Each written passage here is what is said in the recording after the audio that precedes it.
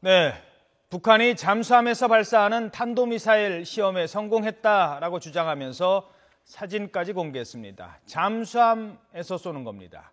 이 잠수함보다 더 작다는 잠수정 공격 때도 천안함이 폭침당했습니다. 이때 어디로 들어와서 어디로 빠져나갔는지조차도 몰랐다고 군 당국이 밝혔습니다. 그런데 잠수함이 미사일까지 쏩니다. 여기에 핵탄두까지 실린다면 게다가 이 동해에서만 쏠 수 있는 게 아니죠.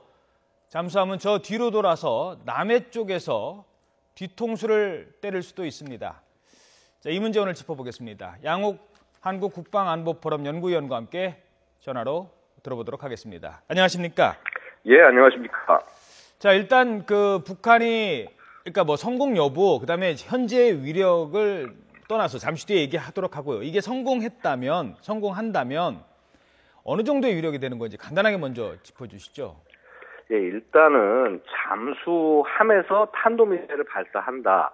이것을 탐지하고 혹은 막는 그런 체계가 우리 군에는 좀 부족한 실정입니다. 아하. 결국은 만약에 또 이제 이 탄도탄 자체 일반 폭탄이 아니라 예를 들어서 핵무기나 혹은 생화학탄 같은 것이 장착돼서 발사될 경우에는 그 피해는 엄청날 수밖에 없습니다. 예. 즉 이것이 제대로 실전 배치가 되면은 북한은 대한민국에 대해서 엄청난 전략적 우위를 점하게 된다라는 말이 된 것입니다.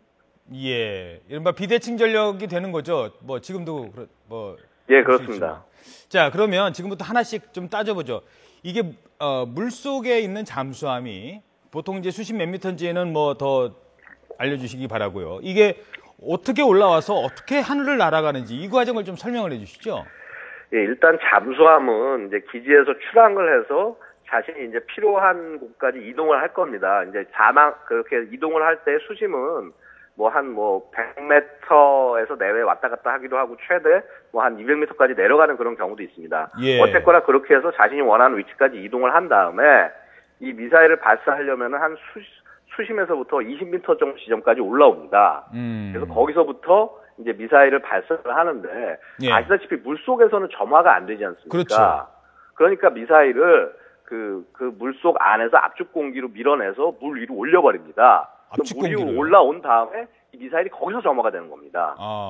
그래서 점화가 돼서 그 원하는 방향으로 이제 자세를 꺾은 다음에 예. 그래서 이렇게 포물선을 그려서 떨어지게 되는 것. 이것이 이제 잠수함 발사 탄도 미사일의 발사 과정이 되겠습니다. 예. 그래서 어제 이제 북한이 어제까지 알려진 바에 의하면 물속에서 일단 이게 이제 미사일이 나왔어요. 수직으로 나왔는데 그때까지는 물 위에서 떠 올릴 때까지는 이제 어떤 물의 힘 또는 뭐 증기의 힘, 뭐 공기의 힘으로 올라오지만 여기서 점화가 되는 거잖아요.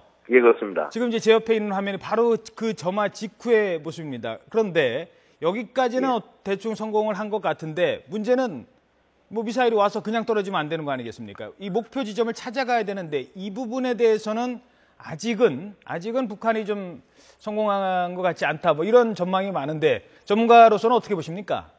그러니까 그 부분이 지금 불명확하다는 것이죠. 왜냐하면은 압축 공기로 물이 밀어 올려서 그 위에서 점화하는 것까지는 사실은 그렇게 어려운 기술이라고 보기는 어렵습니다. 아하. 어느 정도 그 기술력이 가진 나라면은 거기까지는 할 수 있는데 문제는 아까 말씀드렸다시피 이거는 탄도미사일입니다. 탄도탄입니다. 예. 그럼 탄도탄이 제일 중요한 거는 내가 원하는 쪽으로 처음부터 꺾은 다음에 글로 포물선을 그려서 떨어지는 것 아니겠습니까? 그렇죠. 물론 이제 비행하는 과정에서 뭐 GPS 같은 것들을 통해서 위치 조절이나 이런 것들을 할 수 있기는 하지만은 어쨌거나 근본적으로 그 위에서 물 위에 올라와서 자세를 꺾을 때 이때 내가 원하는 방향으로 정확히 꺾어야 된다는 겁니다. 예. 그러면 그런 기술이 사실은 가장 핵심적인 기술이라고 볼 수 있고요.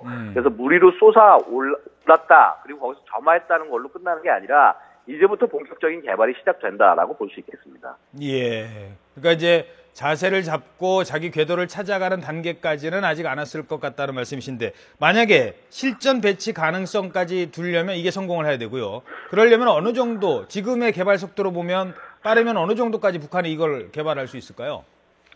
사실은 이제 북한이 탄도미사일 개발을 굉장히 좀 오래전부터 해오지 않았느냐, 잠수함 발사하는 이 기술에 대해서는.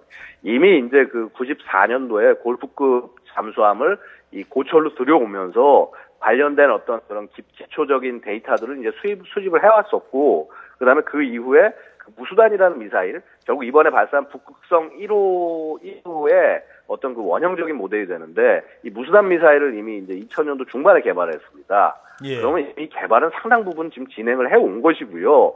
결국 아까 지금 말씀드렸다시피 물 위에서 이제 점화를 하고 자세 제어를 해서 정확히 내가 원하는 곳에 떨구는 것, 사실 이 부분이 좀 기술적으로 어려울 수 있지만은 이것은 뭐 예를 들어서 이게 뭐 1, 2년이 걸릴 수도 있는 문제고요. 그동안 준비를 충분히 해왔다면은, 예. 혹은 준비가 부족하다면은 5, 6년 이상이 걸릴 수 있는 문제입니다. 그러니까 예를 들어서 중국의 경우를 한번 예를 들겠습니다. 예. 중국도 이런 잠수함 발사 탄도 미사일을 개발하기 위해서 굉장히 오랜 기간 노력을 했는데요. 이게 1967년부터 이제 개발을 시작해서요. 예. 이게 실전 배치하기 20년이 걸렸습니다. 20년. 예, 20년의 기간 동안 열심히 이제 노력을 해서 만들어낸 것이고요. 그래서 결국 북한도 과연 이전부터 얼마나 노력을 해왔느냐에 따라서 그 시기가 뭐 짧아질 수도 있고 조금 더 길어질 수도 있고 그런 차이는 있을 수 있겠습니다. 예. 근데 사실은 이제 미사일만 봐서는 안 된다는 겁니다. 예. 이 미사일을 그냥 쏠 수 있는 건 아니지 않습니까? 미사일이 스스로 바다로 나가서 쏘는 게 아니라 잠수함에 싣고 나가서 쏴야 되는데, 지금 현재 보여주고 있는 심포급 잠수함의 경우에는 사실은 좀 절름발이 잠수함입니다. 아. 예. 왜냐하면 잠수함이 이렇게 잠항을 하기 위해서는 예. 이렇게 막 위에 잠망경 같은 것도 있어야 되고요. 함교 부분 말씀하신 거죠? 예, 맞습니다. 함교 부분에 예. 그 부분에 뭔가 전자 장비들이 잔뜩 장착이 돼야 됩니다. 예. 근데 지금 이 심포급 잠수함의 경우에는 지금 이제 미사일 발사관을 1개나 2개 정도 집어넣는 것으로 보이는데, 그걸 넣고 나니까 위에 공간이 없는 겁니다. 아, 다른 공간이 없는 거네요. 예, 다른 공간이 놓을 없기 공간이 때문에. 없는 거네요. 예, 맞습니다. 그래서 가장 기본적으로 작전을 수행하기 위한 공간이 부족하기 때문에 지금 저 잠수함은 북한이 이 탄도미사일을 시험하기 위한 시험용 테스트 플랫폼으로 의미가 있지만은, 저거를 실제로 배치할 경우에는 실제 작전은 뭐 거의 불가능한 정도에 가깝다라고 볼 수 있습니다. 알겠습니다. 자, 이제는 우리의 이제 대응인데요. 뭐 다 아시는 얘기입니다만, 우리의 뭐 KAMD 또는 뭐 킬첸 이런 거는 다 지상에서 쏘는 거를 가정해서 우리가 방어를 하는 겁니다. 그러니까 지켜보고 있는 거죠. 어디서 쏠 건지 대충 알고 있는 겁니다. 그런데 어제 미사일 쏜 거 신포 부근 뭐 앞바다 공해상 어디쯤이라고 돼 있습니다. 이게 갑자기 어디서 튀어나올지를 모른다는 것, 이런 것도 있기 때문에 우리의 방어 대책, 좀 대북 방어 대책이 전면 재검토가 필요하다, 이런 지적이 있는데 거기에 대해서 설명을 해주시죠. 근데 사실 이제 전면 재검토라고 우리가 말은 하고 있지만은요. 예. 이거는 계획을 보완해야 하는 것입니다. 왜냐하면은 그럼 기존에 있는 킬체인과 KMD가 의미가 없느냐? 북한이 보유하고 있는 대부분의 탄도미사일과 어떤 그런 것들은 전부 지상에 있습니다. 그래서 그것에 대한 뭐 킬체인 KMD 대비는 당연히 해야 되는 것이고요. 예. 여기에 더해서 이제 잠수함을 끌고 나와서 했을 때는 어떻게 대응해야 되냐.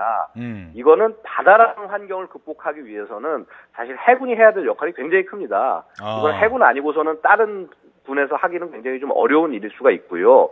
그래서 예를 들어서 대잠 초계기를 충분히 확보를 하고, 예. 그다음에 예를 들어서 대잠수함 작전을 위해서 수상함에도 그런 어떤 좀 전력을 좀 강화를 하고 잠수함 전력을 좀 증가시키고, 그래서 잠수함이 우리 잠수함으로 적의 이런 그 미사일 잠수함을 견제할 수 있는 정도의 그런 뭐 군사력을 건설을 해야 되는데, 근데 원래 이 해군 군사력 건설하는 것이 1, 2년 안에 되는 것이 아닙니다. 그렇겠죠. 결국은 배 하나를 만들기 위해서는 한 10년의 기간이 걸리고요. 그래서 지금 우리가 이미 해군이 그런 노력을 해 오긴 했겠지만은 조금 더 노력에 박차를 가할 필요가 있다라고 생각이 됩니다. 예, 알겠습니다. 시간 관계상 마지막으로 짧게 하나만 질문 드릴게요. 그냥 쉽게 뭐 초등학생이라 생각하고 말씀하세요. 잠수함이 무슨 레이더로 잡힙니까, 잘?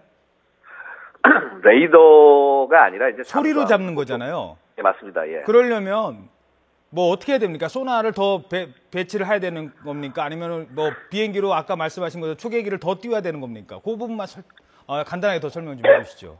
아, 죄송합니다. 예. 그 대상이 많으면 많을수록 좋습니다. 그러니까 잠수함에서 잠수함에 달린 소나로 찾을 수도 있고요. 예. 아니면 그 냉전 시절의 경우에는 이 미국이 소련 잠수함을 탐지하기 위해서 주요한 길목에 아예 센서를 해저에 깔아버리는 경우도 있습니다. 아, 센서를. 예. 그래서 엄청난 사실 비용이 들어가는 굉장히 힘든 일입니다. 하지만 나라를 지키기 위해서 그 정도의 노력을 하지 않고서는 이런 위협을 막아낼 수 없다는 것은 우리 국민 전부가 유념해야 될 문제라고 생각합니다. 예, 알겠습니다. 지금까지 한국국방안보포럼 양욱 연구위원이었습니다. 오늘 말씀 고맙습니다. 감사합니다.